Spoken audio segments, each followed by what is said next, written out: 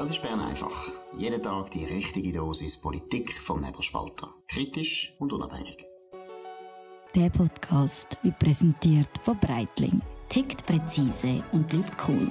Selbst wenn die Welt mal aus dem Takt geratet. Schweizerisch seit 1884.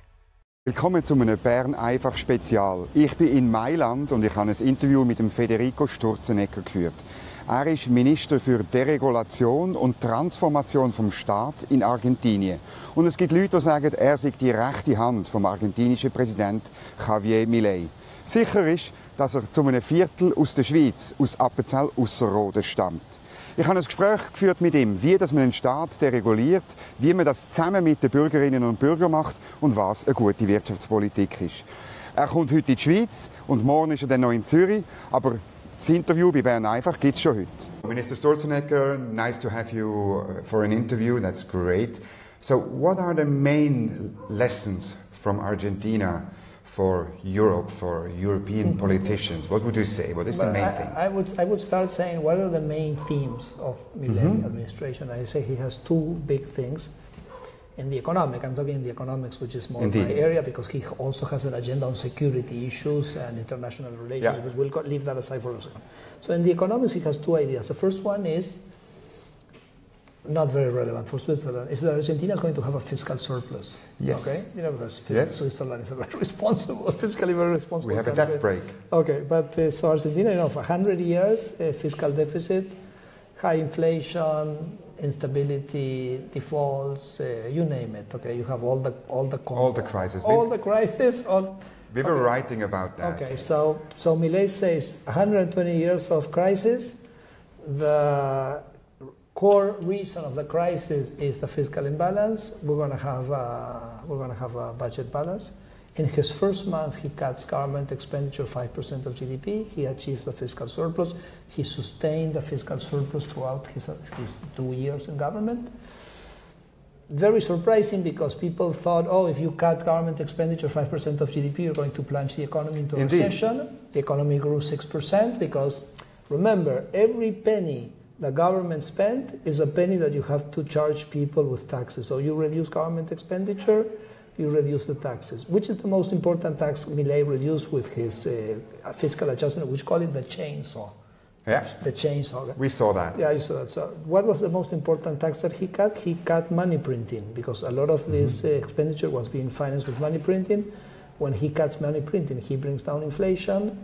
He takes out 12 million people out of poverty, because the inflation tax, as you know, is a tax which is paid mostly by the poor. So I think that is one area. Nothing to teach the Swiss on this dimension, but it's very important for us. And then the second dimension, which I think is quite interesting, is the deregulation agenda. The belief that the freer people are, the more prosperous a country is, that people operate in the market to serve others, not to fool others.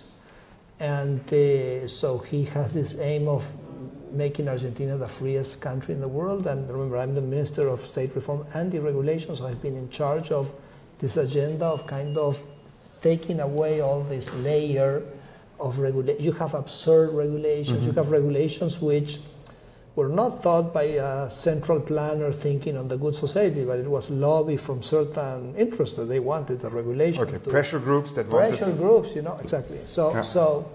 So I think we've had a very, very successful, I think if there's a lesson from Argentina to be had for, I don't know for Switzerland, but certainly for European countries, you know, because European countries has this, they have a lot of regulations and they have two layers, you know, because they have the national layer and then they have the European Union layer. So I think it's very interesting. We worked 2 years before Milei came to government reviewing all the laws of Argentina to know and understand what had to be changed.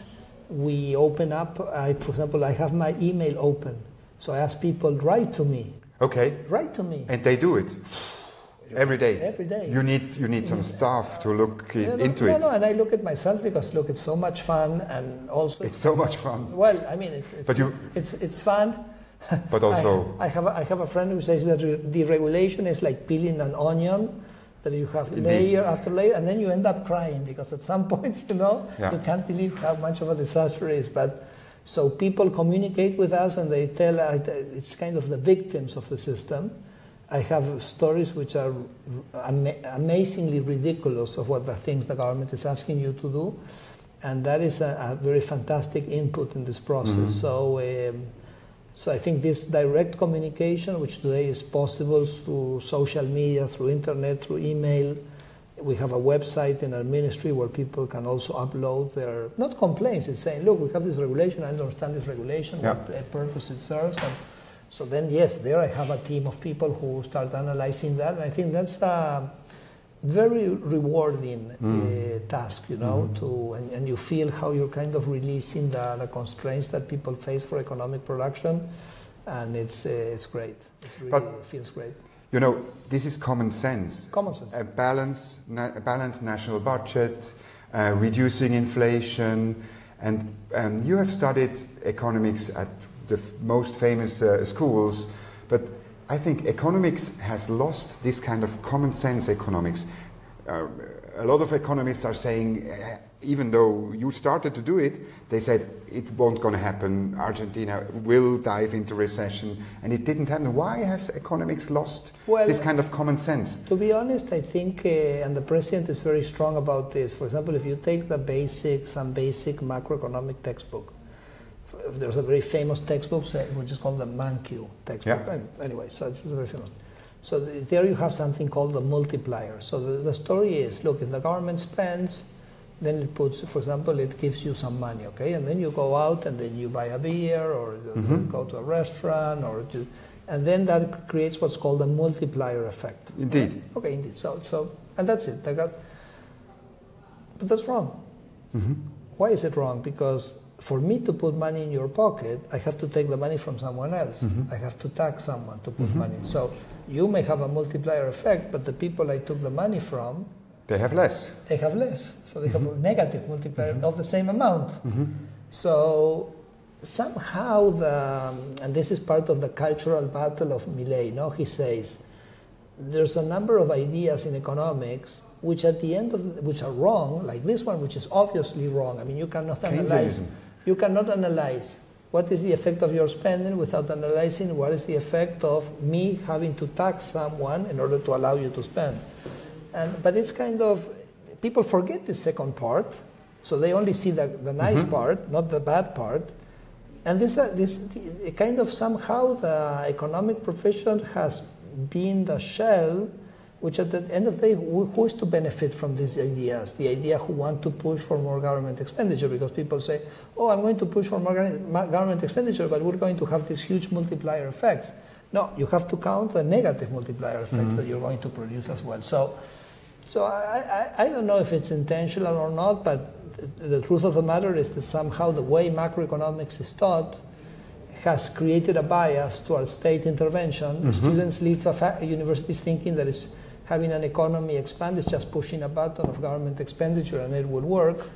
And I think it's part of the battle. I mean, look, if that would be true, Argentina would be the richest country in the world, would be richer than Switzerland, okay? So definitely it doesn't work. And, but okay, what we need to kind of somehow fight the cultural battle of these ideas, which I think are a little bit distorted. The same thing happens, for example, another area where this happens is with trade protection.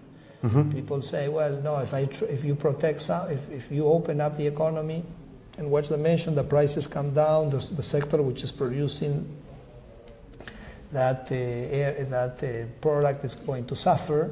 But what you have to take into consideration is the fact that when the consumer buys those products cheaper, he's left with money in his pocket, which before he was using to pay for a more expensive product. Right? So you have more money in your pocket, and what are you going to do with that money? You're going to spend it somewhere else. So you're going to create employment somewhere else. So that's open economies tend to be richer, tend to have more export, have more imports. They don't have a problem with employment, rich open economy. So there you see also a cultural battle. But there's a very famous economist called Hazlitt, He wrote a book in the late 40s, and it's called Economics in One Lesson. It's great. You know about it? I know it, and the first lesson is only 2.5 pages.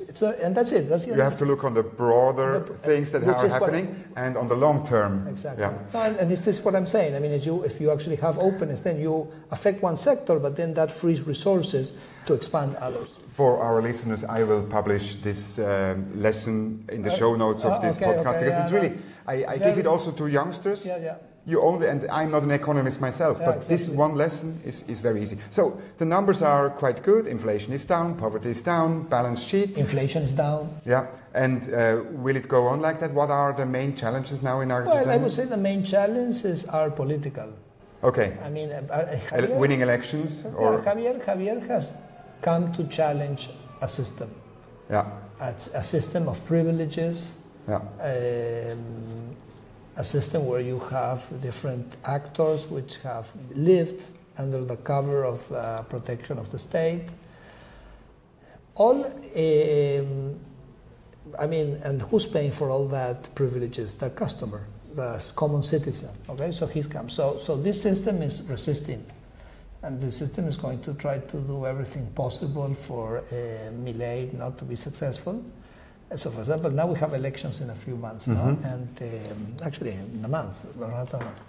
So the Congress now is kind of issuing, because we also have a very little representation in Congress, so we really have a very thriving... Very politically difficult situation. But I mean, it's a very thriving democracy, because for the first time you have a government executive, so they fight. I think it's fascinating, okay, to have this, we always, those which believe in the republic and the division of power, I think, well, you've never had anything like this in Argentina before.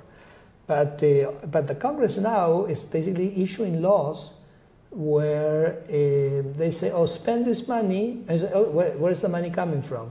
No, you spend the money and then figure out where you're getting the money from, okay? So what do you mean? You want to undermine the fiscal stability. Yeah. And so I think we have this political challenge right now, but I think it's a manifestation of this status quo, this realizing that the success of Javier Milei is the end of this regime. No? And remember this, when I was born in 1966. Argentina was a country which was richer than Spain, for example. I was 10 years old, and Argentina was still a country which was richer than Spain. And yet the system over the years have been impoverishing us. But a lot of people have benefited from the system, so they're going to fight for its survival. So I think if there's a difficulty, it's more political, because the clarity that President Milei has in his ideas and the effectiveness with which he has implemented kind of speak for themselves. No, I mean, if you have a president which in 1 year and a half takes 12 million people out of poverty, which in 1 year and a half brings the inflation rate from 25 to 1.5, with the economy growing 6%, you would say, well, I mean, what else is there to discuss, okay? But again, there's some interest there, that are against that. And they're against it. I would assume... reform is never easy, correct? No. Revolutions are never easy. And more so if you want to do a revolution within an institutional framework, which is what President Milei is doing. Not against it, I hear a lot of politicians in Europe or even in Switzerland that are saying, yes, these reforms, they might be good for Argentina, but in Switzerland we don't do really a deregulation or scrapping the state, really looking into it, what is necessary, and can we maybe shrink the state a little bit. It's good for them. It's not look, they are stick to their model. You can imagine that coming from Argentina, I'm not going to lecture the Swiss, okay? How to do those things. Not going to get me there, okay? So, but why are politicians sticking to their... Argentina is a country where there was corruption, there was totally bloated public sector, people which were hired to do absolutely nothing. Definitely it has nothing to do with Switzerland, okay? It's a completely different society. So I would perfectly understand if the Swiss have a different approach, because their problems are not have no resemblance with the problems that dramatic problems that we had. Okay, so I personally think I believe in freedom. I like freedom. But now Switzerland is one of the freest countries in the world, so I think you shouldn't complain either. But what I'm saying is, but anyway, people can look at what we do. If they find that there's something useful to learn from it, all the best. But we're not. I don't think we have the credibility or the track record to lecture anybody on anything. But it's an interesting approach, and it's fine. we have even in Switzerland we have tendencies that are going in the wrong way. So it's interesting to look to someone else. Look, perfect. Look, I think it's perfect. So the origin of your family is from Switzerland? They're from a town called Reute, which is a little bit south of St. Gallen. Yes, in Appenzell. Remember that I'm only 25% Swiss, because it's the family of the father of my father, the Sturzenegger. Then I'm 50% Italian, and then I'm 25% Spanish. I say I'm 100% Argentinian. That's fine. But do you think this kind of common sense economics has to do something with the Swiss approach? I would say a kind of that has always been a bit like that. The state can only pay something if he has the money to do so, no debts. And I mean, I'm just one pawn in the government. I think the guy who's really kind of brought forward this idea is Milei, and I think definitely for all of us looking at the Swiss society, we always say, look, it's we've taken 12 million people, but we're not Switzerland, correct? And or sometimes it's funny because, for example, when the Peronists now in the electoral campaign, they speak as if when they were government, we didn't have what did they think? We were Switzerland when they governed? No, I mean, we had 50% poverty. So we always use Switzerland as an example for us, okay? Of the place that we would like to be in. And but again, I think we're doing a nice experiments in economic freedom, and I hope it gives lessons on some particular dimension, and the same way that we learn a lot from Switzerland as well. And hopefully we can really look. I think the real. I mentioned it a few minutes ago that 2 million. I don't know if I mentioned it. 2 million Argentines left before Milei became president. Yeah. And those were our sons and daughters, because it was the young people who were leaving Argentina. Now 2 million is almost 5% of the population. Incredible. It's incredible. Yeah. And I think we realized that if we didn't do something drastic in Argentina, we were going to see our children and grandchildren over soon. We're going to see them grow, because we're going to see them living in another country. No, I think this is the reason the Argentines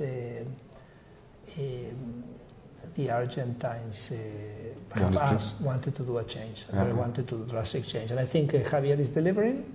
It's a long process. You don't change a society, the ways, the thinking of people from one year to the next.